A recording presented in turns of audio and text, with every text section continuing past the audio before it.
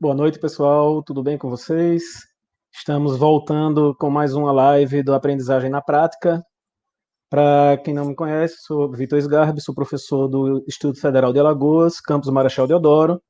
Sou um dos componentes aqui do canal Aprendizagem na Prática. A ideia é trazer experiência de outros professores para eles mostrarem o que é que eles fazem e mostrar para todo mundo que é possível fazer também o que eles estão fazendo. Aqui hoje quem vai me acompanhar, Paulo Sérgio, faz parte do grupo. E aí, Fala, Paulo? galera, certinho? Tudo bem? Tranquilo? E eu vou Tranquilaço. chamar aqui os nossos convidados. Eu tenho aqui o primeiro convidado a ser chamado, que é o Cassiano Henrique. O Cassiano ele é professor aqui do IFAL também, campus Maragogi, trabalha na praia. Ele é graduado em licenciatura em computação pela Federal Rural de Pernambuco, mestre em engenharia de produção, especialista em tecnologias digitais nas metodologias ativas para o ensino. Tem atuado em inclusão digital, formação de professores, metodologias ativas na educação. Boa noite, Cassiano. Boa noite, pessoal. Grato aí pelo convite. Espero aí que a gente possa colaborar bastante hoje. A gente é que agradece. Mas o Cassiano não vai estar sozinho, não. Vai estar aqui também o Valber. Valber é professor do Instituto Federal do Espírito Santo, campus Guarapari, graduado em Ciências da Computação, mestre em Informática pela Federal do Espírito Santo. Tem uma experiência aí um pouco diferente do Cassiano, que ele tem experiência em criação de games para pensamento computacional na educação básica. E já orientou aí alguns jogos criados por alunos, né? Fim da Picada e Aventura Matemática, que foi feito por alunos do ensino médio do IFES, lá do Guarapari. E ele também vai conversar um pouquinho com a gente. Boa noite, Valber. Boa noite todo mundo aí. Tá feliz de estar participando aí dessa live com vocês, né? Sou fã aí do canal. E... Valber tem assistido as lives da gente, participado, perguntado, interagido, e a gente convidou ele para vir para o lado de cá dessa vez, né? Isso. Bom, eu vou começar perguntando uma coisa que não tem a ver com jogos. É só para a gente poder tirar uma dúvida que ficou, e a gente estava até conversando antes aqui. Eu sou graduado em administração, e eu tenho outros dois bacharéis na área de TI, Paulo Sérgio e Valber, e o Cassiano, que ele é licenciado em computação, que foi uma coisa para mim curiosa. Eu não sou da área, eu nem sabia que existia licenciatura em computação. E isso me chamou a atenção. Os três, ou o Cassiano, dá uma falada sobre isso, qual a intenção, qual é desse curso, a licenciatura em computação, como é que funciona isso? Então, o curso de licenciatura em plena e computação, ele foi um curso que surgiu ali nos anos 2000. Né? De fato, por muito tempo você teve ali, na área da computação, os cursos de ciência da computação e de engenharia da computação e também os cursos de bacharelado em sistema de informação. De repente, alguém diz assim, olha, peraí, mas a gente também precisa investir na formação de professores para a área da computação. Né? É interessante que o curso é licenciatura plena em computação e não licenciatura em informática. Né? Há diferença entre os termos. Né? A computação acaba sendo um termo mais abrangente do que o termo informática. Então, quando a Universidade Federal Rural de Pernambuco ela começou a ofertar esse curso, ali em 2003, foi um curso pioneiro, um curso que no Nordeste não tinha. Hoje em dia você tem uma série de instituições que oferecem o curso de licenciatura em computação, mas naquela época era um grande tiro no escuro. Né? Então, fazer esse curso, de fato, era acreditar numa ideia de que, primeiro, havia uma demanda latente de que professores precisavam ser formados para a área de informática e não pegar um profissional bacharel, por exemplo, e levar ele para a informática. Então, se faz um curso com toda a característica pedagógica da licenciatura. Então, a gente teve toda a parte pedagógica, didática, muitas práticas de ensino, tivemos o estágio, de forma a capacitar para que a gente realmente pudesse assumir a docência em sala de aula. E assim foi. Então, por exemplo, na minha turma, que foi a turma que iniciou em 2004 e terminou em 2008, hoje a gente tem, eu como professor do Instituto Federal de Alagoas, nós temos professores que estão dando aula em universidades públicas, como a própria Universidade Federal do Pernambuco, tem um colega meu de turma que é professor do Centro de Informática, né, licenciado em computação também. Tem outro professor que ele dá aula em faculdades particulares, enfim. O mercado, ele se mostrou bem generoso, né? Mostrou, olha aí o Cristiano, ó, prestigiando, Colega. né? Foi meu colega de turma e não me deixa mentir, certo? Então, um curso muito promissor, onde a gente, de fato, não sabia muito bem como o mercado ia receber, mas foi fantástico a experiência de fazer a licenciatura plena em computação. E o mercado do trabalho, né, em termos da área de ensino, ele se mostra altamente receptivo. E cada vez mais a gente percebe o quanto a licenciatura ela pode contribuir para um bom profissional ele ser um professor de excelência. Não que profissionais de outras áreas não possam ser, mas a licenciatura ela sai na frente porque ela vai focar especificamente nisso. Ela vai focar em formar um profissional que tenha esse domínio já. O foco é Cassiano, ensinar a informática, né? Exatamente. isso que eu ia perguntar, assim, essa informática em que nível? Assim, médio, infantil, superior? Quais são as áreas que vocês podem atuar assim, no ensino? Uhum.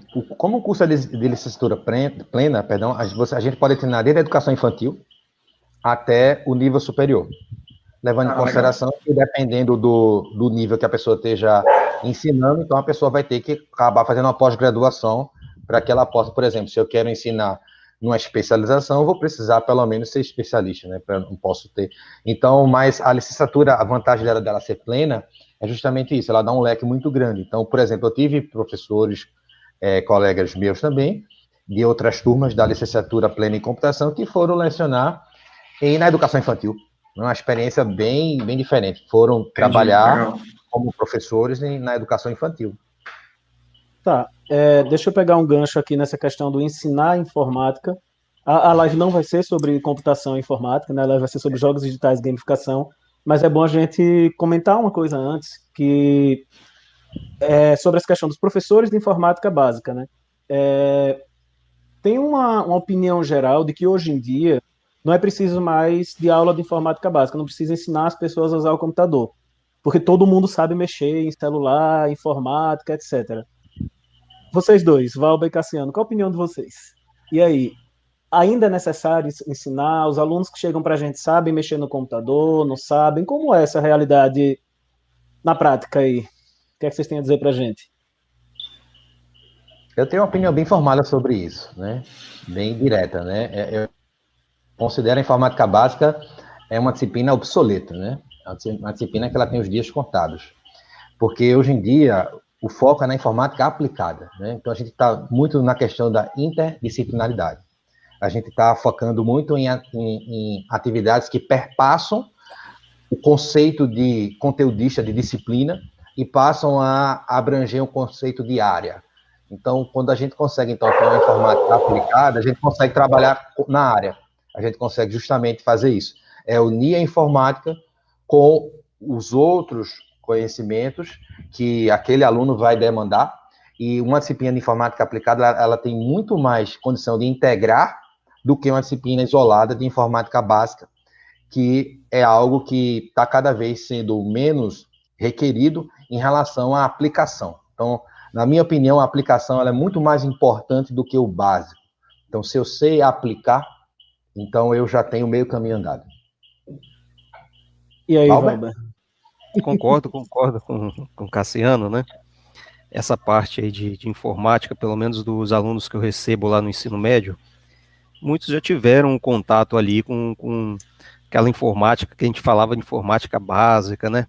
Uso da planilha Excel, uso do PowerPoint, do editor de texto, aquela informática que a gente teve aqueles cursos bem antigamente, né? Aqueles cursos de informática, né? Mas essa daí realmente para ser ensinada na escola ou dado como material disciplinar, né? Ela tem que evoluir bastante, né?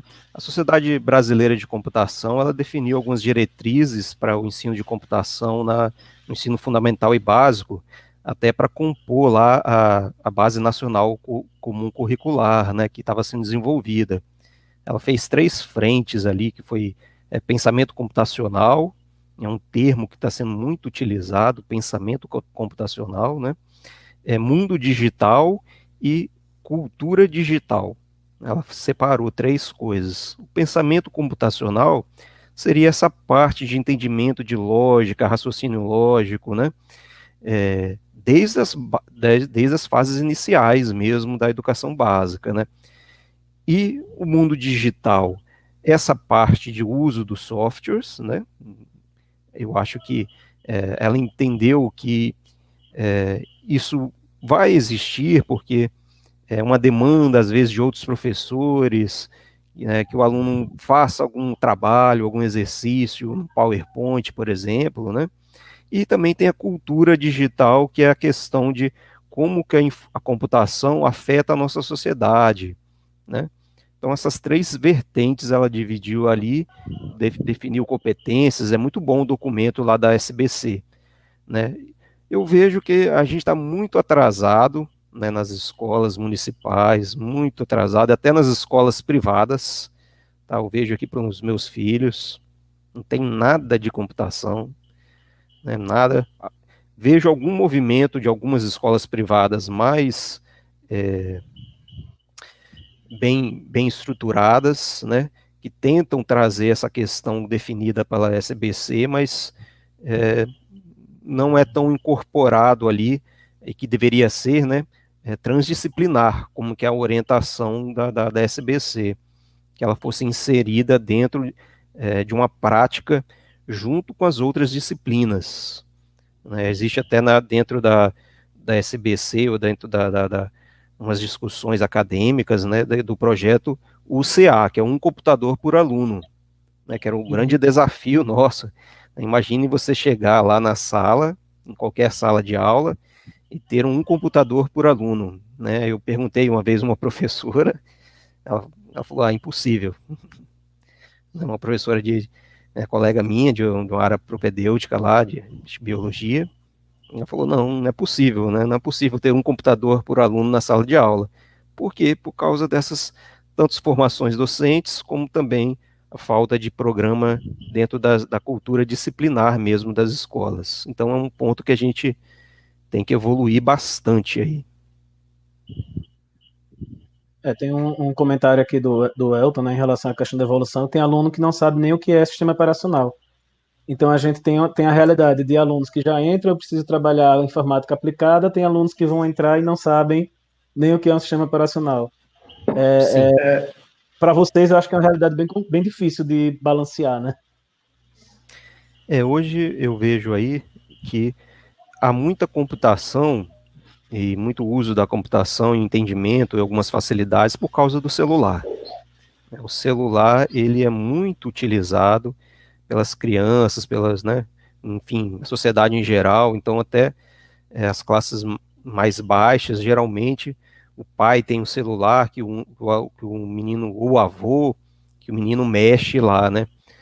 Então as experiências que ele tem de computação são experiências da computação por causa do uso do celular. E aí esses termos aí do computador, realmente, as pessoas têm o celular em casa, mas não têm o computador, né? E até pessoas com mais poder aquisitivo, vamos dizer assim, às vezes não compram um computador mais para o filho, né? Compra o celular para o filho. Então, uma coisa que a gente teria que ter mais atenção nisso, né? O pessoal da computação aí. Sim, o Paulo pode falar, Paulo está brigando com os cachorros em casa, que estão latindo enquanto deixa eu só dar. Estou latindo, estou botando o mundo aqui para não atrapalhar a live, né? Assim, novo normal. Seguinte, isso é legal falar porque muita gente pensa, por exemplo, em curso de computação, que quando o cara entra num curso, até propedêutico, integrado de computação, o cara tem a impressão que o pessoal está letrado em informática, né, assim, em computação, por saber usar celular, né? E você vê que no começo do curso, grande parte do pessoal não sabe nem salvar no Word, né, direito, assim, né? Sabe navegar na internet, sabe mexer no celular, sabe WhatsApp, sabe Instagram, porque foi até um bate-papo que a gente teve fora entre a gente, entre eu, Vitor e Elton, que as operadoras já dão plano plus em WhatsApp, Instagram e Facebook, né? Então, o cara nem gasta dinheiro com aquilo ali. E quando você vai falar para o cara usar o celular como instrumento de estudo, ele não sabe utilizar, né? Então, isso aí pode ser um bom debate para uma outra live, assim, que a gente pode fazer o que é hoje, Outra live, que a BNCC fala, que é a realidade, né? Porque a gente pensa, por exemplo, de computação, usar o computador para algo aplicado, né? Igual o Cassiano falou. Mas, assim, uma perguntinha para te começar a brincadeira aqui da live. No tema da live, né? No tema da live. Qual a diferença entre jogos educacionais e gamificação para vocês, entendeu?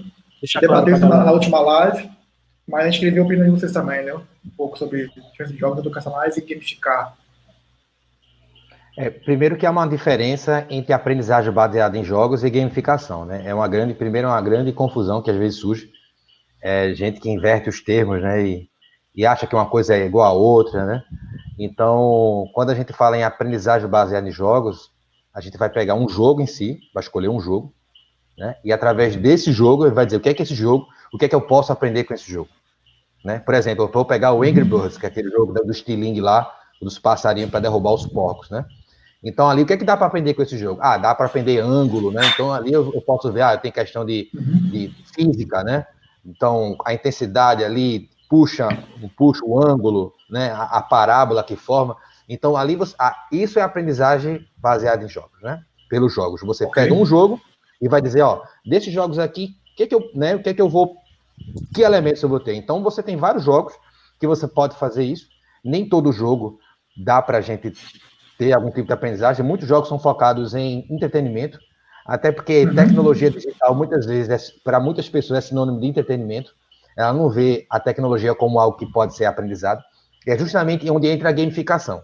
A gamificação vamos pegar os elementos dos jogos e vamos trazer eles para o mundo real para que eu possa promover uma aprendizagem engajador. Aí é a diferença. Então, a gamificação, você vai pegar os elementos que tem nos jogos, que são as recompensas, o feedback imediato, né? Vários elementos que você tem nos jogos, aquela participação, aquela cooperação ou a competição, e você vai trazer isso para um contexto educacional e vai trabalhar a aprendizagem nisso, né? Eu sempre digo que o professor, quando ele se começa a se perceber mais um aprendedor do que um ensinador, aí ele está chegando no caminho certo. Né? Como ele começa a perceber que aprender é mais importante do que ensinar, aí ele está começando a entender a lógica da gamificação. Porque ele vai focar... diferente, né, cara? Isso, A gente é muito ensinador e pouco aprendedor ainda. Aí a gamificação, ela vem muito trazer isso. Ela vem trazer a questão de, vamos focar no aprendizado. Como é que a gente melhora o aprendizado? Né? Lá na licenciatura em computação, eu me lembro quando a minha professora de didática disse assim, o que é professor? Ela lançou uma pergunta tão simples, né? E eu nunca me esqueci do que significava ser um professor, se não facilitar a aprendizagem do aluno. Você é um mero facilitador da aprendizagem do aluno. Então, quando a gente incorpora isso, a gente vai utilizar dessas técnicas, de inúmeras técnicas, que hoje a gente está falando sobre gamificação, para isso, né? Para a gente focar menos no ensino e mais no aprendizado. Então, a gamificação, ela difere do aprendizado baseado em jogos, mas há espaço para as duas mecânicas, né? Que são distintas, mas dentro do seu contexto, cada uma tem resultados fantásticos. Não sei se Valber concorda comigo. Não, concordo. É isso mesmo. Acho que a gamificação, até a live passada aí de jogos, né, na educação, né, e aí independe se é jogos digitais ou não, esse conceito, né, a gamificação é mais para isso mesmo, né, ter a questão de tentar trazer algo lúdico, desafios, recompensas, pontos, fases, compor times, né, e ali isso você organiza tipo como se fosse uma trilha que o aluno vai fazer ali, né? Então aquela trilha ali, aquela conjunto de atividades é gamificada, né? Mas a atividade fim, né, a mediação muitas vezes, ela é uma leitura, ela é uma pergunta e resposta, ela é um vídeo, né, ou né, digital, é um debate. Então existe um momento onde a atividade ali, ela é meio que as tradicionais. A diferença da gamificação é que você coloca ali pontos, fases, né?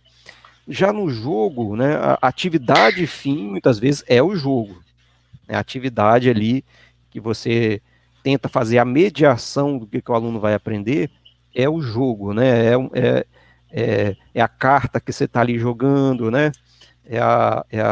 Enfim, no digital a gente tem as possibilidades digitais, também podem ser transpostas ali para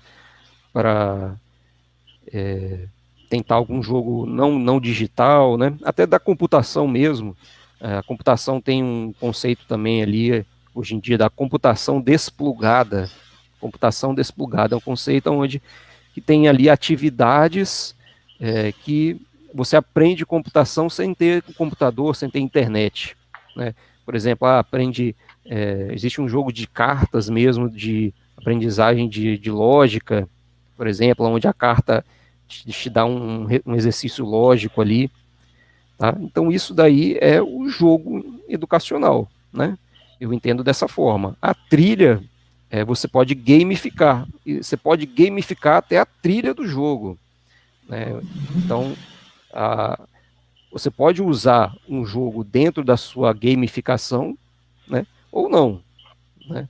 Mas pode andar juntas as duas, né? Não tem problema. Você pode fazer uma trilha de aprendizagem ali, onde na atividade fim, na hora que você vai mediar as interações do aluno, tem um jogo, ou não, ou tem um debate, ou tem uma pergunta, né? Não tem problema. Você pode misturar as duas coisas aí sem problema nenhum. Então, no caso da gamificação, não tenho necessariamente um jogo, mas eu tenho características dos jogos. Eu não sei se eu Dinâmica, né? estou entendendo certo, mas talvez chame mais atenção a questão da competição e da premiação. Aí eu já vou levar para outra pergunta, que foi uma discussão até que a gente teve numa formação, em relação à competição. Será que estimular a competição entre os alunos, até que ponto isso é bom, até que ponto isso é ruim? Existe na literatura e gamificação alguma coisa que fale sobre isso? Qual a opinião de vocês aí nessa questão de estimular a competição entre os alunos? Até que ponto é bom, até que ponto é ruim? Como é que o professor lida com isso? Quando a gente começa a ver os perfis dos jogadores, né, que tem toda uma teoria por trás da gamificação, a gente observa que tem jogadores que são mais competitivos e outros que são mais colaborativos. Então a gente começa a observar, né? Então, basicamente a teoria diz que tem 4 tipos de jogadores. Então, para esses jogadores que são competitivos, vai funcionar muito bem a competição. O fato de competir, né? O fato dele vencer, para ele é o mais preponderante. Já outros jogadores são muito mais interessados na interação e na colaboração do que em ganhar, propriamente dito. Então, a gente tem que levar em consideração que não há só um perfil do jogador. Há vários perfis, assim como há vários tipos de jogos, né? Então, você pode ser um gamer, uma pessoa que gosta muito de jogar jogos digitais, mas aquele jogo você não gostou, porque não é o seu perfil de jogador, ele não satisfaz o seu perfil de jogador, né? Então, hoje, a gente tem a expressão game fix, né? A sociedade ela é muito gamificada, muito mais do que a gente consegue enxergar. Vou dar um exemplo. Então, o governo está lá preocupado com a retomada da economia. Agora, como é que a gente vai retomar a economia em plena pandemia? Vamos gamificar? Vamos. O que a gente faz? Vamos estabelecer um sistema de cores, um sistema de recompensas, onde se cair o número de contaminações ou de óbitos, a gente passa de fase. Se diminuir, a gente volta para a fase anterior. Então, você tem os badges, as recompensas, você tem o monitoramento, o feedback em tempo real. Então, você traz os elementos da gamificação para o mundo real e gamifica-se o retorno à economia. Então, você tem, por exemplo, aqui em Alagoas, você tem claramente o governo utilizando o sistema de cores, com feedbacks baseados de forma meio macabra, né, número de mortos e de contaminados ou de recuperados, mas não deixa de ser uma forma de você monitorar. Pois é. E você tem uma possibilidade de você voltar à etapa anterior ou progredir para uma etapa posterior, que é mais difícil você progredir porque precisa ter um índice de redução. Então, ó, você gamificou a volta da economia e de uma forma que ficou lúdica o suficiente para a sociedade compreender e principalmente para a sociedade se engajar no processo, né? Então, gamificar, alguém teve essa ideia, não vamos gamificar isso, e você vê que a resposta da sociedade ela foi positiva, não foi só Alagoas que implantou esse tipo de sistema gamificado, mas muitos estados brasileiros optaram por isso. Então, precisamos chegar na fase azul, né? Pois é, precisamos chegar nessa fase. Então, a gente está utilizando elementos dos jogos, né, para progredir e chegar lá no desejado, né? Sim, sim. Okay? Alguém está comentando aí ó, que o sistema de cores está em quase todo o país. Então, quem está nos assistindo começa a ter a dimensão de como a gamificação está presente hoje na vida. Eu poderia passar aqui a noite toda falando sobre eventos de coisas da vida real que a gente está gamificado e a gente não percebe. Como o fato de gamificar algo faz com que a gente tenha mais prazer e se engaje mais em fazer do que se a gente não tivesse gamificando aquilo. Mas eu vou deixar o Valber falar. Não, ficou muito bem. Eu acho que a competição, ela pode ser ruim quando você extrapola demais a sensação que é da perda, né? Tipo assim, quando você coloca que as pessoas vão perder, né? Mas você pode estimular a competição aonde todos ganhem, tudo bem? E outros ganhem um pouco mais pelo mérito, né?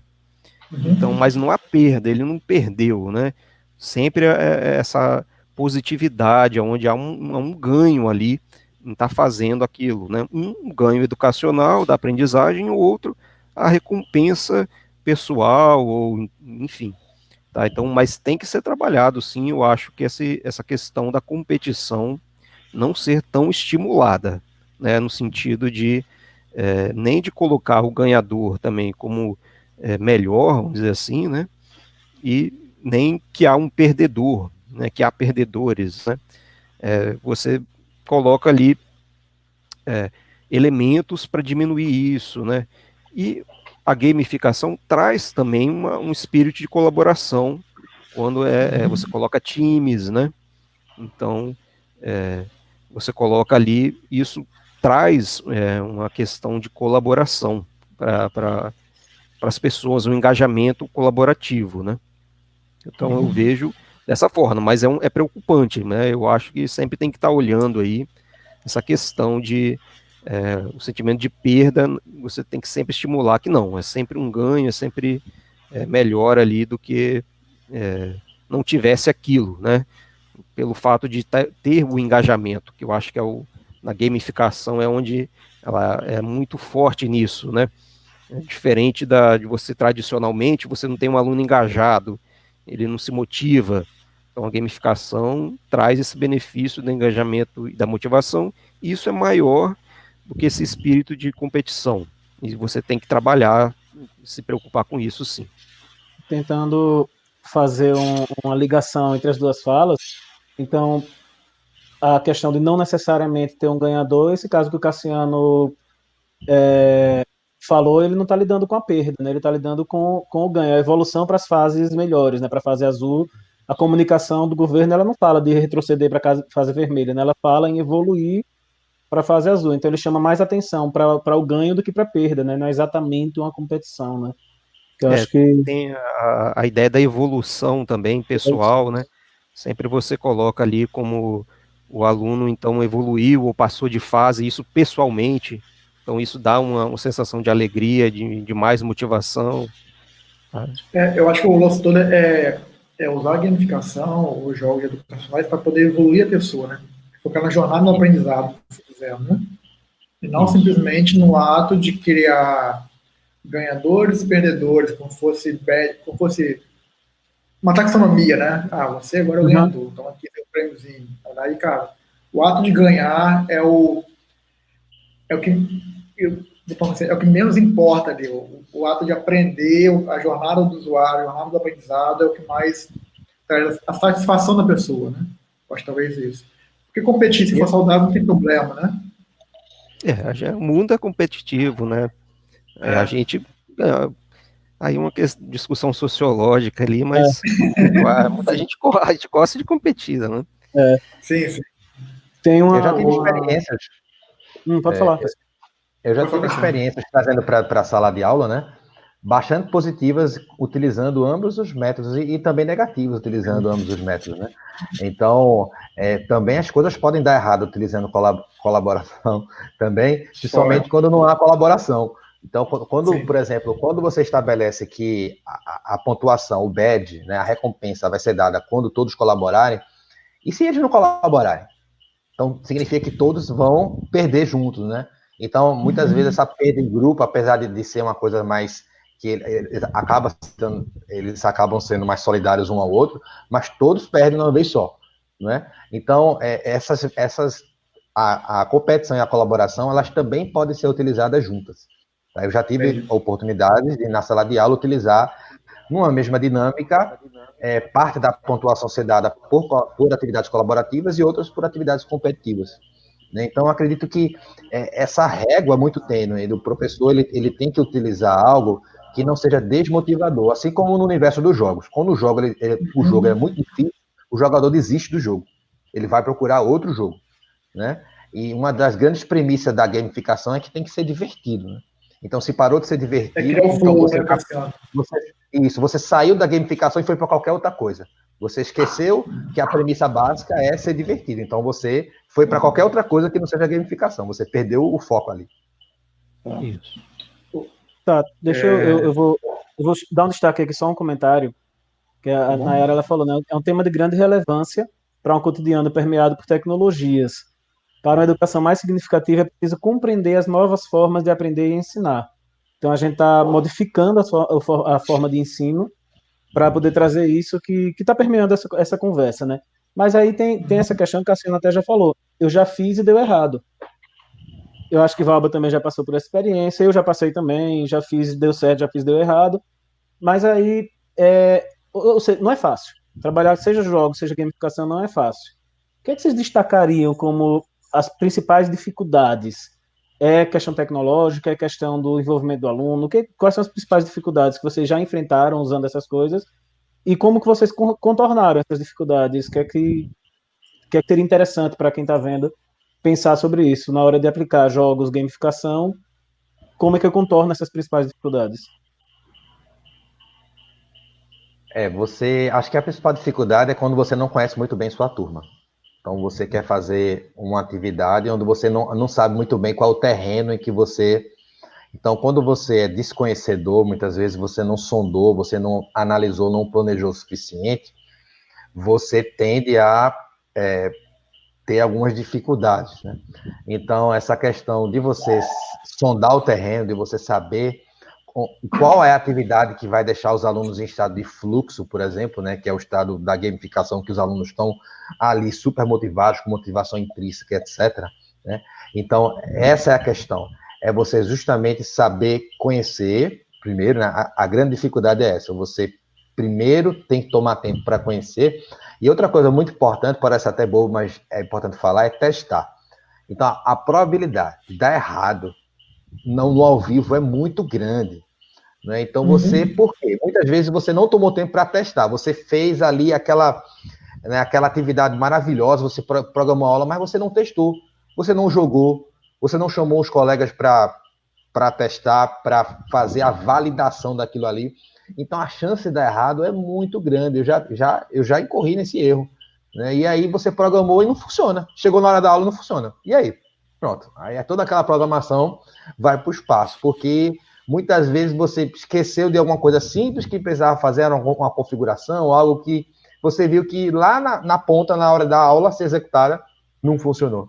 Né? Por exemplo, eu já trabalhei com uma ferramenta onde a ferramenta ela não funcionava em certas versões do Android. E eu não testei isso. E aí, na turma, os alunos tinham celulares basicamente naquelas versões que não funcionavam.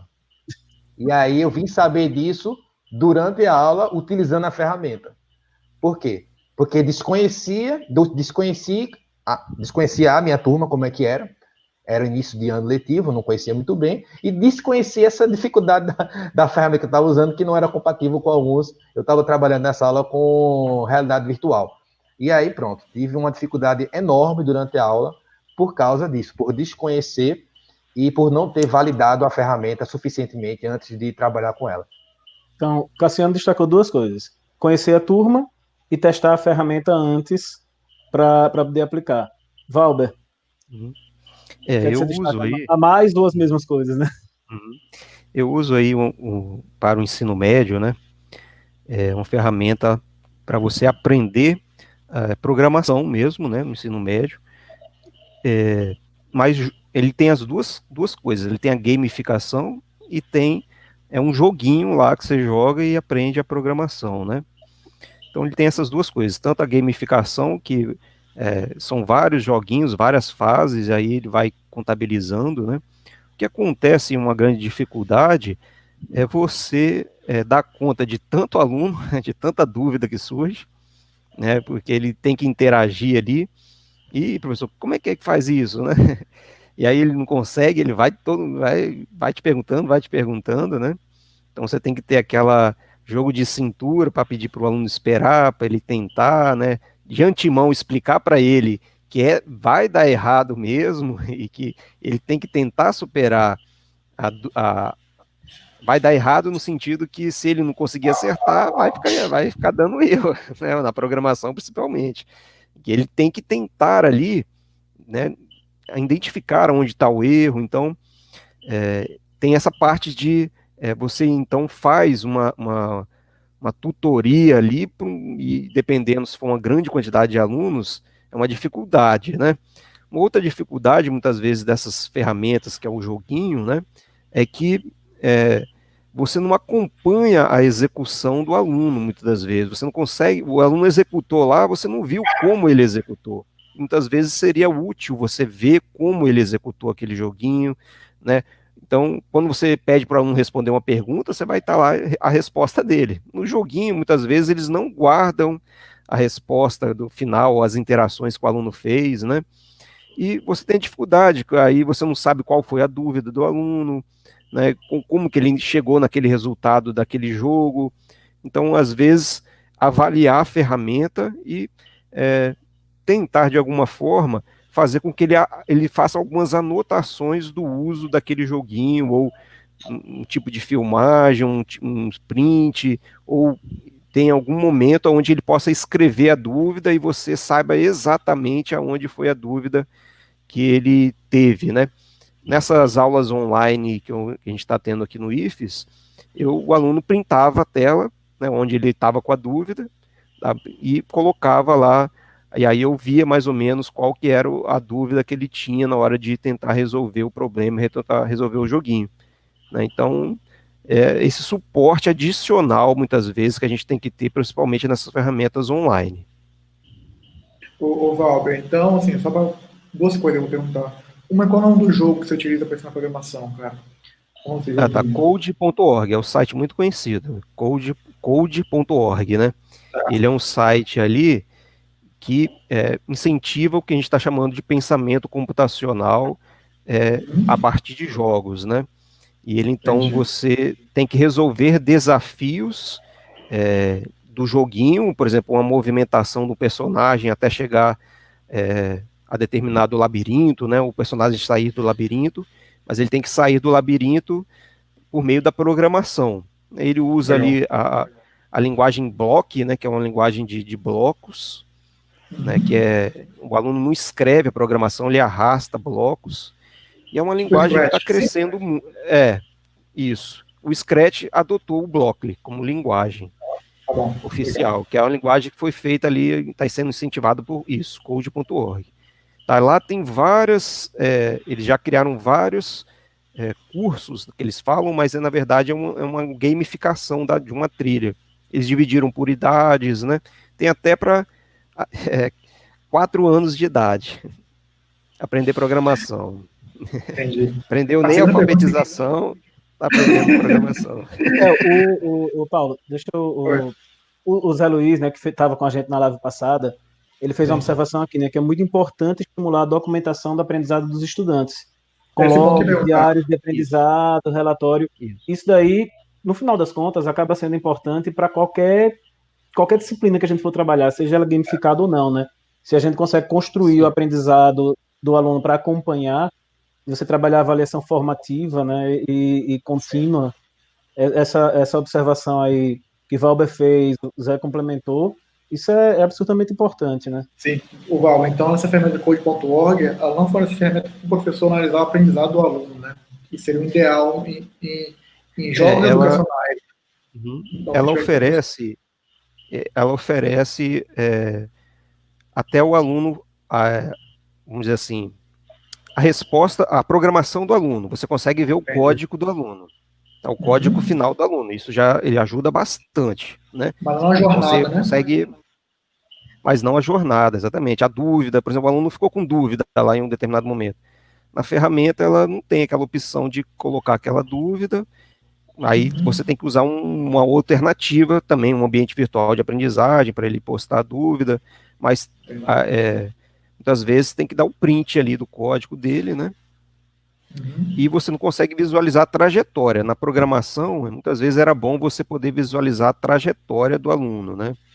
Entendi. Mas ele é muito interessante. Ele veio dessa ideia mesmo de ensinar programação baseado em jogo. Então, e tem gamificação. Então, eu achei um site bem interessante, incentivado por grandes empresas, está sendo muito comentado e falado, né? Ele, para o ensino médio, às vezes fica parecendo que é muito lúdico, né? Mas eu falo para os alunos, não vai achando que é fácil, não. Quando chegam algumas fases lá, eles, nossa, como que é difícil isso. Então, é um site que vai desde aluno pequeno até aluno do ensino médio. É um bom site para aprender lógica de programação, essa linguagem block que está sendo muito utilizada para iniciantes. Agora, tem uma questão que fica aí muito forte. Querendo ou não, quando a gente começa a falar de jogos digitais, de gamificação, acaba chamando muita atenção para a área da TI, realmente. Talvez seja porque as pessoas têm mais similaridade com o assunto, mas é mais fácil de aprender a lidar com isso. Mas isso é só para essa área. Jogos digitais funciona para todo mundo. O gamificação funciona para todo mundo. Quem não é de informática consegue trabalhar com isso tudo. Tem dicas para quem não é. Vocês têm dica de leitura, site, livro, que não seja necessariamente da área de computação e informática para quem é das outras áreas. Eu, por exemplo, sou de administração, não sei programar, não sei nada disso. E se eu quiser trabalhar gamificação, jogos, onde é que eu consigo buscar essas informações aí sobre jogos digitais, gamificação?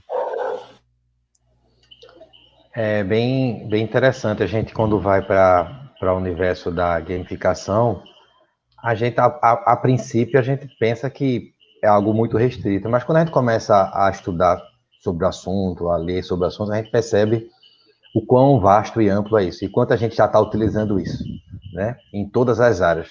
A gamificação, ela é muito mais um conceito pedagógico do que da parte especificamente de tecnologia, de informática ou de computação, né? Então, esse conceito todo vem da pedagogia, na verdade, né? Então, a gente vem associando isso com as tecnologias digitais e aí a gente chega no resultado que a gente tem hoje. Então, tem um livro muito bom da Flora Alves, que é sobre gamificação, tá? Que é muito bom, que eu recomendo esse livro. Quando você começa a observar que tudo hoje está sendo gamificado, você observa como assim, né? O meu mundo é gamificado e eu não sabia, certo? Então, deixa eu ver se eu encontro aqui rapidinho. O gamification, como criar experiências de aprendizagem engajadoras. Exatamente, né? Da Flora Alves. Vou jogar o nome. É um dos best-sellers que tem aqui no Brasil sobre a temática. Muito bom esse livro, tá? Recomendo a leitura para quem não é iniciado e para quem já é iniciado em gamificação, porque você vai desde a teoria também à parte prática. Tem um site que eu tenho, tá? É o site que eu coloquei, que é um site Gamefix, que lá eu coloco sobre princípios do design educacional. Eu coloco também sobre plataformas onde você pode criar seu próprio jogo sem linguagem de programação, certo? Uma delas é o fazgame.com, tá? E também coloco 10 plataformas onde você pode utilizar, dentre essas 10, 2 são AVAs, para quem não sabe o que é AVA, são ambientes virtuais de aprendizagem, né? Então, desde já, para quem é curioso aí, eu deixo aí a recomendação, né? Tem o Class Dojo e tem o Classcraft, são 2 AVAs fantásticos, certo? O Class Dojo, ele se baseia no sistema de pontuação, onde recompensas e de penalidades, onde o professor faz em tempo real. E o Classcraft, ele se baseia em RPG. Fantástica experiência com o Classcraft. É claro, é uma curva de aprendizado um pouco maior, mas tem vídeos no YouTube, enfim. Eu acho que a principal dificuldade mesmo é destravar a mente, né? Eu sempre digo aos meus alunos que quando a gente tira o bloqueio mental de dizer que não posso, que não dá certo, aí tudo dá certo. Então, quando você diz assim, peraí, é possível, né? Peraí, o professor Cassiano utiliza gamificação no interior de Alagoas, numa cidade que tem 30 mil habitantes, uma cidade que tem um dos piores IDEBs do Brasil, né? E em anos seguidos, que tem uma defasagem enorme em termos educacionais, apesar de ter praias belíssimas, mas quando a gente vai para a questão educacional, tem muita defasagem mesmo, e dá certo. Então, a questão justamente é isso, é a gente se propor a fazer, buscar alternativas e colocar mesmo em prática. Quando a gente faz a primeira aula e utiliza os conceitos, e a gente observa o quanto a gente consegue ter um resultado positivo, a gente nunca mais quer parar de usar. E os alunos cobram, os alunos pedem, os alunos, quando a gente pega e faz uma atividade, quando a gente utiliza, por exemplo, uma ferramenta como o Kahoot, o Quizzes, né? Quando a gente utiliza uma ferramenta como essa, por exemplo, a gente tem resultados fantásticos de uma forma que os alunos querem que você faça todo o tempo. Eles não têm noção da quantidade de tempo que a gente despreende para criar uma aula como essa. Esse site que está aí, ó, pessoal, é um site que eu criei no Wix, e tem muita dica, coisa prática, o link que você vai clicar e vai para ferramentas diversas, de flashcards, a abas, a fazer seu próprio jogo, a site que tem repositório de jogo, então recomendo aí, tá bom? Eu fiz aí porque muita gente queria dica, então tá aí o site pronto para quem quiser. Você vai passar aí, seguramente aí semanas, se você quiser, investigando aí as coisinhas que eu coloquei, cada link que eu coloquei aí, vale muito a pena, tá bom? Então, esse é meu depoimento positivo a respeito disso. Oi. Teria que ser como dar um exemplo, pegando seu contexto, pô, cidade interior, 30 mil habitantes, como que você fez? Dá um exemplo pra gente aí, cara, uma disciplina, ou quem você ajudou também, entendeu? Talvez um propedêutico, alguém de português, alguém de inglês, geografia, só pra gente ver a prática disso aí. Tem como você dar mais explicado, por favor? Sim, sim. Por exemplo, eu tenho a disciplina de informática aplicada aos meios de hospedagem, né? Como eu falei, a gente nessa reformulação que a gente fez aqui nos cursos, a gente conseguiu eliminar as informáticas básicas todas e ficou só aplicada agora. Então, aí nessa disciplina, uma das competências que os alunos têm que desenvolver, habilidades, é desenvolver sites voltados para o turismo, né? Então, o que foi que eu fiz? Eu ensinei para eles a ferramenta, de uma forma expositiva, mas de uma forma bem prática, bem lúdica também. E aí gamifiquei. Criei um projeto onde eles iriam desenvolvendo um site diferente, onde a complexidade do site ela ia aumentando, ou seja, o número de coisas que eu pedia para eles colocarem no site ia aumentando aula após aula, e eles tinham sempre o mesmo tempo de aula, sempre era 110 minutos. Então, sempre era mais difícil fazer o site do que na semana anterior, né? Então, eu utilizei o Dojo e foi uma experiência fantástica. Eu tinha uma turma de manhã e da tarde, uma turma da manhã com 40 alunos, da tarde com 9. E eu utilizei uma metodologia semelhante e tive um engajamento assim sem precedentes, né? Um resultado também acadêmico e aquela pergunta que o aluno, professor, e a prova? Não tem prova. Você passou, eu sempre digo assim, quando você olha pela ótica da gamificação, a prova ela fica uma coisa tão, né, medieval, porque assim, você zerou um jogo, você finalizou o jogo, certo? Você está ali vendo os créditos. Aí você pega o jogador e diz, não, agora tu vai fazer uma prova sobre esse jogo aqui. Tu terminou, sei lá, Tomb Raider. Aí agora você finalizou o jogo, tá feliz lá, aí não, agora vamos fazer uma prova aqui sobre Tomb Raider para saber se você zerou mesmo. Não faz sentido. Você já foi avaliado o jogo inteiro, as suas competências já foram avaliadas. Então, a jornada, né? Isso, então a grande sacada da gamificação é você avaliar o processo e não o final, né? Então, quando os alunos também compreendem que isso é o mais importante, como os meus alunos compreenderam, então eles chegou na última aula, na quinta aula, eles já tinham uma nota e ficaram, como assim, professor? Acabou? Sim, acabou. Nem precisa aqui, estudar, né? Isso, sem estudar. Eu estabelecia metas, né? Então, ó, pessoal, a turma hoje tem que fazer X pontos. A turma fizer X pontos, todo mundo ganha um ponto a mais aqui hoje. Se não bater, ninguém ganha.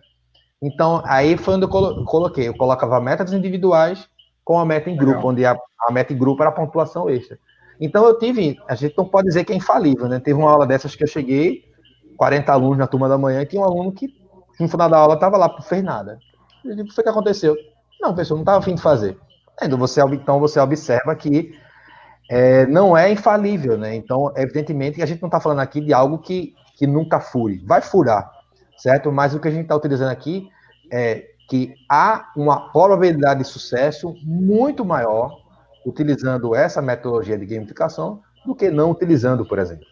Né? Então, quando o professor se permite experimentar e principalmente se permite analisar os resultados, ele vai ver que ele realmente conseguiu sair do ponto A para o ponto B. E essa mudança foi muito grande. Ô, Cassiano, é legal você falou o seguinte, que a gente muda a posição do professor, como o cara também está aprendendo, né? Porque você testou o jogo, viu que deu certo, deu errado. Pô, na próxima turma eu também vou aprender aquilo ali. Eu estou aprendendo junto com a turma, né? Estou aprendendo como fazer as pessoas aprenderem, né? Essa é uma outra jornada que a gente não debate muito também, né? Porque ao longo dos anos, ao longo dos semestres, é capaz de você estar aplicando melhor o método, né? Também. Só para finalizar a minha fala, quando eu comecei a compreender que o fracasso do aluno era o meu fracasso também, como professor, aí eu resolvi mudar. De verdade, né? Então, quando eu observei assim, peraí, por que esse aluno está se dando tão mal nas minhas disciplinas? Né? Significa que eu não estou sendo um professor tão bom quanto eu acho que seja. Então, quando a gente começa a fazer essa reflexão, que não é fácil, isso é igual você pegar uma gilete e começar a cortar a sua carne, vai doer muito, né? Você assumir a culpa, porque é muito fácil dizer assim, a culpa é do aluno que não gosta de estudar, que não quer saber nada. Talvez o problema seja eu, né? Isso, né? Eu já dou aula há 20 anos e sempre funcionou, agora não funciona mais. Mas aí quando você começa a explicar, a buscar explicações, peraí, por que não funciona mais? Eu era de uma geração, hoje é outra. Né? Então, os alunos antigamente se contentavam em aprender da forma Y e agora da forma Z. Então, você começa a observar que tem explicações sim. Basta você procurar. E basta você se reinventar. Se ressignificar, como é a palavra de ordem hoje em dia. Né? Sim. Valber, dicas para quem não é da área de informática? Tá, eu vou contar uma experiência que eu dei um curso de formação de jogos digitais para alunos do ensino fundamental em Guarapari, como uma extensão, né? Então, eles tinham por volta aí de 11, 12, 13 anos. E dei um curso para os professores de programação. Mesmo o curso dos alunos foi dos professores. Professores de ensino fundamental. Que fique claro, não são professores de informática, professores gerais. Professores da área de... entrou alguns professores de informática que estavam nos laboratórios das escolas, né? Mas entrou também outros professores das aulas propedêuticas, né? Biologia, artes, matemática, português, né? E o que eu falei para eles logo, eu passei o mesmo roteiro, né? O site code.org, eles tinham que fazer, né? E o que eu passei, que eu falei para eles, um exemplo que eu dei, né? Que eu sempre dou lá no começo do curso, foi até um exemplo que eu tive quando eu estava ali na faculdade. Um professor, ele deu uma palestra, né, que ele fez um tutor inteligente, né, era um professor de doutor, então o doutorado dele era um tutor inteligente, e era o tutor para identificar câncer em radiografias, né, então esse tutor, ele inteligentemente ajudava os médicos ali a identificar o câncer e ajudava o médico a identificar o câncer na radiografia, né? Então, o tutor, ele era para ajudar o médico a identificar o câncer. Só que o professor que fez esse tutor, que é da área de computação, da área de informática, ele virou tão especialista em radiografia que os médicos queriam que ele desse os pareceres em radiografia lá na faculdade. Ele virou melhor que os médicos, de tanto que ele programou, né, o tutor inteligente.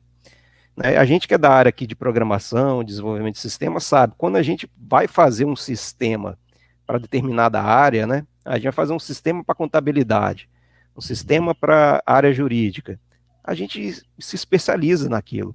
A gente tem que estudar tanto aquilo para poder fazer as regras né, do sistema, que a gente entende aquela matéria ali. Então, computação, a galera se mete o betelho em várias áreas, né?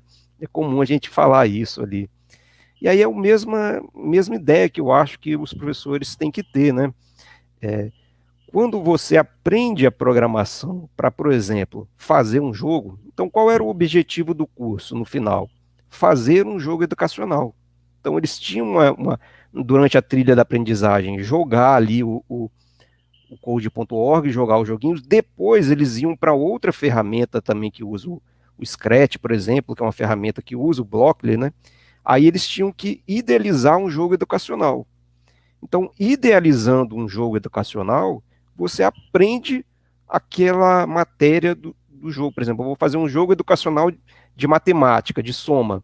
Quem vai fazer esse jogo vai entender de soma, né? Então, a ideia que eu passei para os professores era que eles também multiplicassem isso com os alunos, no sentido que o aluno está fazendo o jogo, aprendendo a programar, mas também está aprendendo a matéria propedêutica ali. Então, né, caso igual você, Vitor, é da administração. Se você, em determinado conteúdo da sua matéria, falar assim, ó, não, esse conteúdo eu acho que dá para fazer um joguinho. Então, você se dispõe a aprender programação básica, né, e a desenvolver um joguinho de informática junto com os alunos. Não para os alunos usarem, entendeu? Não você fazer um joguinho para o aluno usar na sua disciplina, não. Você vai fazer o joguinho junto com os alunos. Ou seja, tanto você quanto eles vão aprender ali muito melhor a administração programando aquele jogo, né? Foi essa conversa que eu tive com eles e foi muito bom. Os exemplos que eles deram, eles fizeram junto com os alunos. Eles multiplicaram aquilo lá, em determinado momento da aula, eles separaram a aula ali e eles produziram joguinhos junto com os alunos. Então, essa é a mensagem que eu dou ali, a gente construir os jogos. A ideia do pensamento computacional é essa, assim, é um domínio que devia ser a todos, né? Todos nós devemos, pelo menos o básico da computação para resolver problemas, né? Para, enfim, ter o melhor raciocínios. Então a computação entra, né, nessa questão. Fazer jogos é bom também, porque o aluno aprende as duas coisas, né? Ou fazer jogos educacionais, ele aprende tanto aquilo que ele quer estudar ali, né? Eu quero estudar matemática. Então, fazer um jogo de matemática, ele vai aprender matemática, né? E vai aprender também um pouco de programação, né? Tem gente que não tem muita habilidade. Os professores foram pior que os alunos. Os alunos faziam os cursos de programação mais rápidos, né, com 11, 12, 13 anos, que os professores. Mas tudo bem, né? Não tem problema, né? É uma habilidade que talvez a pessoa não tenha, né? Ela pode não gostar daquela habilidade, né? Depois você pode encaminhar ao aluno fazer outras coisas dentro do joguinho, né? Por exemplo, tem gente que gosta do desenho, né? De desenhar. Então, é uma área que poderia, dentro do jogo, ter essa habilidade desenvolvida, né? E outras habilidades ali que o jogo traz. Então, né, dentro da minha matéria, eu também chego em determinado momento que eu passo os alunos fazer um projeto de um jogo, né, que é um jogo que eu peguei um foco, que é jogo para tecnologias assistivas. Eu escolhi esse tema. Assim. Então, como tecnologias assistivas muitas vezes é um joguinho simples, já é muito bom para quem tem algum tipo de necessidade especial, né? Então é um joguinho que dá para fazer em pouco tempo. Os alunos acabam se engajando em questões aí de tecnologia assistiva, eles estudam, pesquisam sobre isso e tem um engajamento também nessa outra área, né? Mas quem não gosta de programação vai fazer outra coisa, vai editar um documento do projeto, vai fazer a parte artística, né? Também não fala assim, todo mundo tem que saber programar jogo. Não, não é isso. Dentro do projeto ali, você, na hora de desenvolver o jogo, você tem várias habilidades e competências sendo trabalhadas. Então, a criação de jogos é um ponto aí que eu sugiro para você aí, né, Vitor? Talvez observar. É isso que eu ia chegar. O Cassiano, lá atrás, quando eu fiz uma pergunta, ele fez uma fala e você concordou sobre a história da informática básica e ele falou da informática aplicada. Mas, no final das contas, eu poderia dizer que, pelo menos aqui no Brasil, toda escola tem um professor de informática. Com essa ideia sua da criação dos jogos e jogos aplicados a determinadas áreas, aí a gente passa a ver a informática como interdisciplinar ou transdisciplinar. Isso. E pode um projeto do professor de informática ensinando os alunos a programação dos jogos e os outros professores inserindo os conteúdos que são necessários para poder fazer esse jogo acontecer. E a gente cria um projeto na escola e vamos embora. os professores de informática que participaram do curso chamam algum professor da propedêutica para fazer com você. E foi isso que aconteceu, né? Então, eles chamaram algum professor de matemática. Geralmente, os professores de matemática são mais suscetíveis a essa questão do uso do computador, né? Uhum. Eu acho que a gente tem que avançar nas outras áreas. Mas eu já vi muitos professores receptivos, tá? Essa ideia de jogos, né? De querer produzir jogos como uma atividade também de aprendizagem da matéria deles. Pode ser uma ideia bem interessante. Vou catar os professores de informática por aí para sair fazendo jogos. Aí Vai tem ver que vai ser questão. uma boa experiência. Pois é, Paulo ia adicionar. Não, é porque é o seguinte, ô Vitor, quando eu trabalho com informática, é até uma coisa que é legal de falar, que a gente é mais ferramenta do que o fim, entendeu? Uhum. Então, assim, o fim, na verdade, é fazer um software para ajudar alguém, né? E com isso, como eu falei, a gente acaba virando especialista no assunto. Então, para fazer um jogo para biologia, para história, em inglês, eu preciso aprender também. Então, o ato de construir um software, um jogo, faz a pessoa aprender.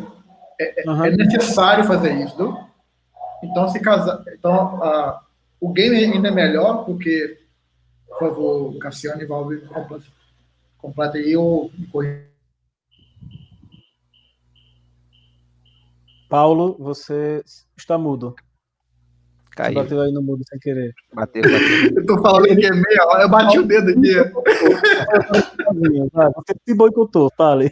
Onde eu parei? Não, que você estava dizendo que dá para fazer, que professores da área de TI são meio. Você estava já. Foi no finalzinho agora, foi 5 segundos. Meio. Então, assim, basicamente, um cara que faz um jogo, faz um software, tem que aprender sobre o tema, entendeu? Uhum. Então, normalmente você puxa alguém que é especialista. Então, é muito bom para poder integrar disciplinas. A gente vira um meio que integra artes com biologia, com inglês. Então, você pode fazer um jogo, por exemplo, envolvendo inglês e biologia, né? Tem um exemplo aqui, né? O sobrenome é suspeito, né? Que é Linus Garbi, mas ela diz, né? Os professores de línguas estrangeiras sempre são bem receptivos. E realmente é uma área muito comum de pensar projeto, pensar diferente. E de repente um joguinho desse para ensino de línguas pode ser bem interessante, né? É simples, por exemplo, fazer um site bilíngue para um hotel. Por exemplo, aqui no. Pode falar, Valdir.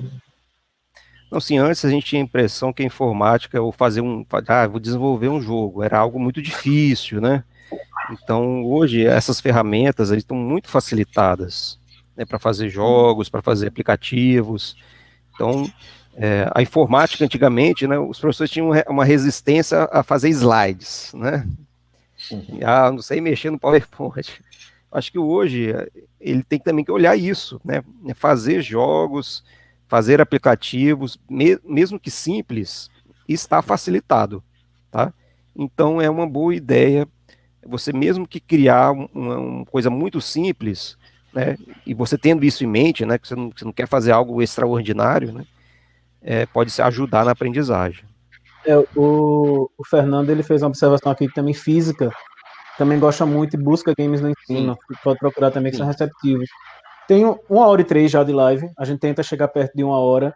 Eu vou tocar num assunto que na realidade o Valber já tocou, mas que eu sei que o Cassiano também trabalha, a gente trabalhou junto, inclusive, nisso daí, que é a questão da formação dos docentes, né?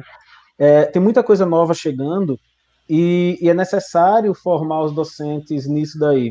Aí eu vou falar isso daí, que foi uma amiga professora que participou do curso que a gente ofertou, que foi um curso de ferramentas digitais e tinha ferramentas diversas para ensino remoto, EAD, gravação de vídeo, e tinha algumas coisas de gamificação, que quem ficou responsável foi o Cassiano, né? E ela fez um relato na semana passada que ela usou em sala de aula e o resultado para ela foi impressionante. Ela deu um exemplo de uma aluna que assim que começou, era a primeira aula dela na turma, a aluna absurdamente tímida, nem ligou a câmera, e ela fez um joguinho com a turma e essa menina ganhou. E no final da aula, a menina estava com a câmera ligada, fazendo coraçãozinho para a turma. Então, assim, ela conseguiu fazer a aluna participar, quebrou a timidez da aluna e a menina aprendeu o assunto, né? Você tem muita coisa envolvida. E o que eu ia falar da formação do professor é que aí é uma coisa que ela falou que ficou muito, muito na minha cabeça. Ela disse que eu tinha medo de ferramentas digitais, de joguinhos digitais, dessas novidades.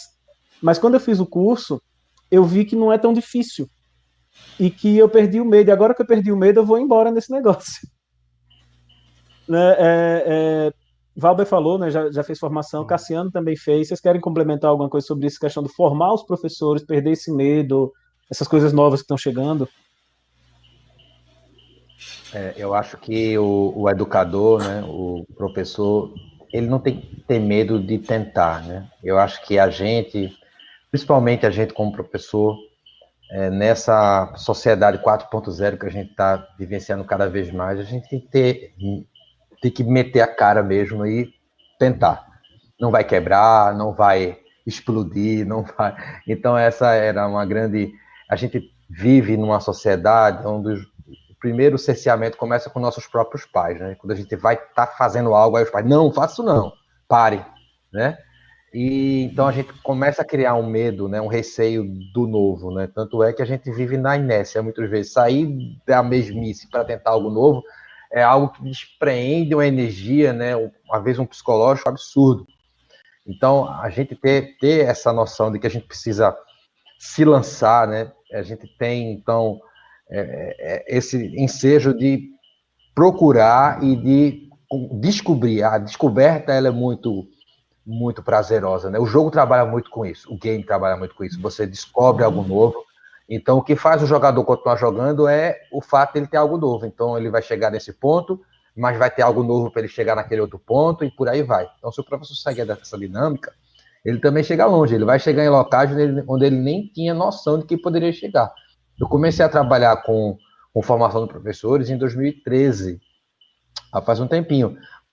Aquele programa que talvez aqui alguns não conheçam, mas o governo de Pernambuco fez um programa de inclusão digital enorme, que foi o programa Aluno Conectado, que era bem usado. Ele dava um tablet, estilo netbook tablet, ele era 2 em 1, para cada aluno do ensino médio. Ele poderia morar onde fosse. E sabe o que acontecia quando os alunos chegavam com esse aparelho na sala de aula? Os professores ficavam desesperados e mandavam eles guardar. Então, como assim, né? O Estado dá o tablet, aí chega o professor do Estado e diz, não use isso aqui. Então, foi justamente esse clique que deu. Peraí, alguma coisa está errada aqui. Como assim, né? Primeiro, não se faz inclusão digital só entregando a ferramenta para os alunos. Esse foi o primeiro erro. E o segundo os professores não fazem ideia do que fazer com essas ferramentas tecnológicas aqui, né? Então, eu dou esse exemplo que é bem grosseiro, né? Porque se investiu milhões de reais nesse programa, que durou uns 3 anos, não foi no governo Eduardo Campos, e se gerou uma grande lição do que não fazer, na verdade, nessa área de inclusão digital. E hoje em dia, a gente muito mais maduro sabe da importância de você ter a formação, de você dar direcionamento, porque muitas vezes, o Vitor falou na formação, você ensina a ferramenta e aí o professor diz, tá, tudo bem, eu até sei me ensinar a ferramenta, mas como é que eu boto isso na sala de aula? Ele não consegue transpor aquele conhecimento técnico para o conhecimento pedagógico. E muitas vezes é onde você, na formação, dá aquele empurrãozinho, dá aquela ideia, e se você fizer assim? Eu trabalhei assim, assado. Que tal você também tentar fazer dessa forma? Né? Então, você, muitas vezes, só o fato de você dar uma ideia faz com que o professor tenha outras 5. Né? E isso é o mais gratificante. Trabalhar com a formação do professor, a gente acaba vivenciando inúmeros relatos de colegas que acabaram indo muito mais longe do que o formador foi, porque resolveram inovar, porque resolveram ir além, e a gente vê esses depoimentos, a gente vê a coisa se disseminando, se difundindo, e a gente não vê onde isso para, porque realmente a ideia é essa, a ideia é disseminar e Brasil afora, né? Então, é muito gratificante ter participado dessas formações, e eu participo já há alguns anos e tenho visto resultados e depoimentos fantásticos de professores que se dispuseram a usar, a fazer diferente, e hoje são pessoas completamente diferentes do que eram antes. E eu sou uma delas. Valber, sua experiência aí com os professores. Eu acho que a formação docente é muito importante para a gente mudar esse cenário, né? Cenário da computação nas escolas. A prefeitura aqui de Guarapari sempre abriu espaço para dar essas formações, né? Sugiro sempre que Eu acho que os institutos federais, as universidades, né, tem que abrir esse campo e abrir esse caminho ali. Não basta só a formação docente do professor de informática ou da licenciatura de computação, que vai ser os professores de computação, né, mas também de todas as licenciaturas, tá? Nessa perspectiva, né, de entender a informática como a computação também, né, como elemento ali para aprendizagem, né? Essa ideia de projetos, né, é uma ideia que as metodologias ativas, né, tem sempre procurado aprender, né, é difícil, às vezes a gente tem que adaptar muita coisa de um ano para outro, porque no ano passado não deu certo, e a gente vai acertando e mudando no próximo ano, não tem problema, né? Às vezes sai trabalhos ruins dos alunos, isso não pode te desmotivar, né? Você vê, por que aquele trabalho foi tão ruim ou foi tão abaixo do que eu esperava? Tá tudo bem, mas se fosse o tradicional, aquele aluno também teria um desempenho ruim, né? Você não pode se balizar ali pelos resultados, né? Mas pode ter certeza que sempre tem resultados positivos e é necessário a formação do professor para a formações de professores, eu sempre que é uma troca, né? Quem está dando a formação do professor aprende se partir por esse caminho, né, de parceria, né? Não uma formação, uma parceria com o professor para a gente tentar implantar essas metodologias e de uso da computação, não como só uma ferramenta, mas como metodologia também, né? Inserido dentro da metodologia. Para sair, a gente sempre fala, vocês aí do canal Aprendizagem na Prática, né? Vamos sair do tradicional da sala de aula, né? Vamos mudar essa realidade. A formação docente que traz isso, né? Tá? A formação docente que acho que muda, vai de formiguinha em formiguinha, a gente chega, monta um grande formigueiro diferente de pessoas fazendo projetos, fazendo metodologias ativas. Então, é a formação docente que é o caminho. O mundo está mudando, a gente tem que continuar estudando para poder acompanhar esse mundo que está mudando, né? Everton participou também com a gente, com formadores, professor aqui de FAO também. Vou mandar um abraço pro Everton. Pro final das contas, é isso, né? Eu acho que tem muita coisa nova chegando. Cassiano, eu conheci na formação aqui com os professores, a gente encarou um desafio maluco. E a gente, por exemplo, na segunda turma, a gente teve 185 professores participando das aulas.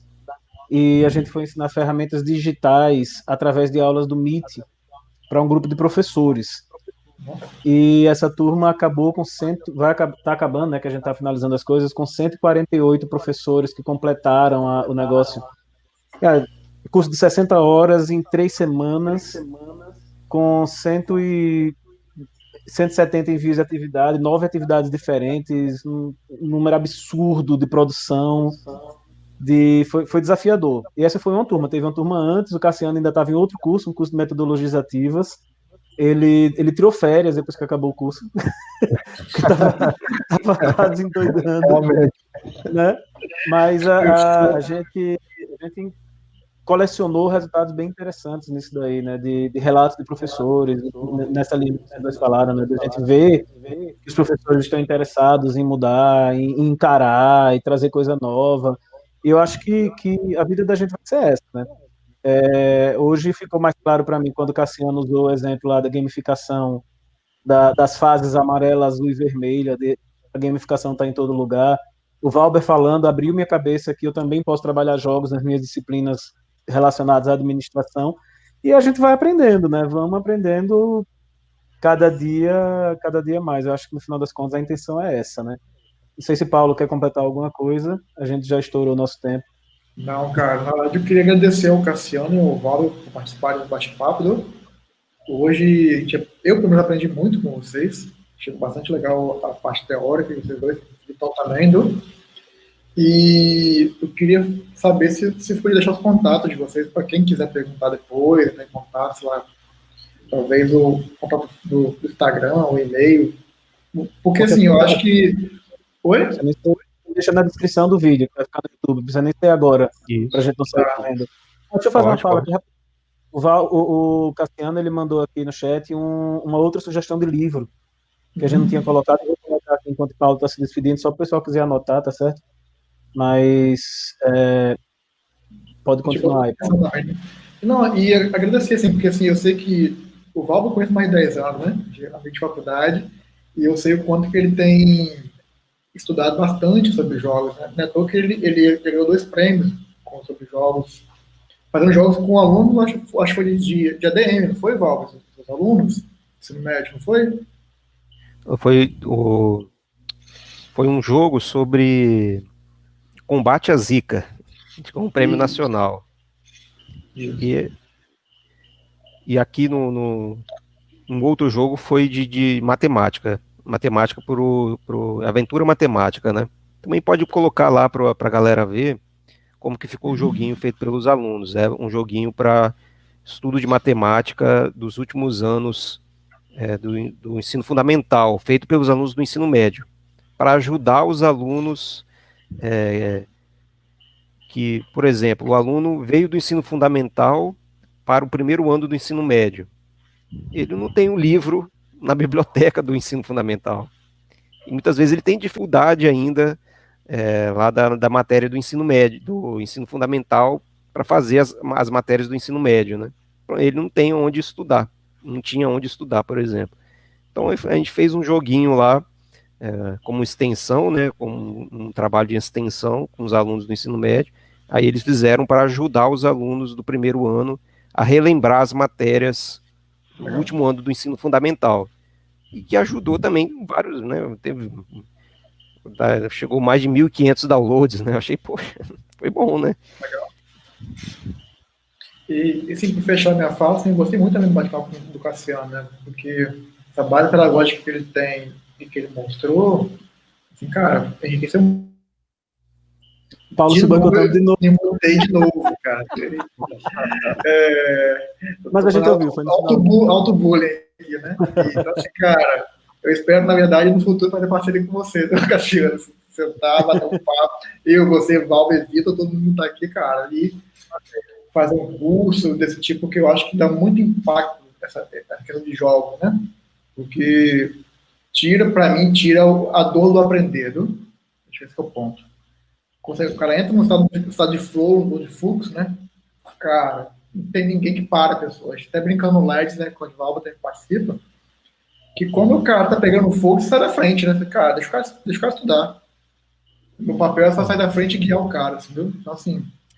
O depoimento dos alunos também, que depois que termina o projeto, né? Faz ali, é sempre depoimentos muito bons, né? Sempre elogiando. Os que fizeram os jogos que participei lá, eu pedi para eles se inscreverem, como relatar a sua experiência, né? Influenciou, por exemplo, na escolha né, os que programaram lá fizeram ciência da computação. O que desenhou os desenhos virou design industrial. Então, legal. É uma influência legal. Professor, esse retorno, no final das contas, é o mais importante, né? Saber que contribuiu, saber que os alunos aprenderam. Isso é excepcional. Galera, eu vou agradecer a Paulo aqui pela parceria, né, de sempre. Cassiano e Valber, muito obrigado por terem topado o convite. Formou-se um grupo aqui para conversar sobre educação, conversar sobre aprendizagem. Então, sintam-se à vontade para propor novos temas. Se vocês quiserem conversar com a gente, marcar uma reunião numa noite, a gente conversa também. Estou pensando num projeto, queria trocar bate-papo. Vamos marcar outra live para trazer mais coisa para o pessoal. Então, queria agradecer muito vocês por terem topado estar aqui conosco. E para mim, é isso. Passo a palavra para vocês. Eu sou muito grato aí pelo convite. Gostei muito de estar aqui com vocês. Muito bacana a ideia.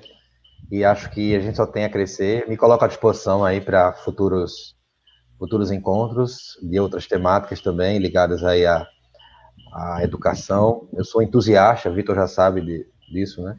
E certamente a gente ter essa oportunidade em plena pandemia, de estar com esse canal tão interessante, é algo que não tem valor, não dá para a gente negar que é uma oportunidade de ouro. Então, parabéns aí pela iniciativa, Vitor e Paulo, e Obrigado. curti muito estar aqui, tá? E Game Fixa, pessoal, Game Fix, certo? Jogue, palavra de ordem. Se você não usa, não sabe o que está perdendo.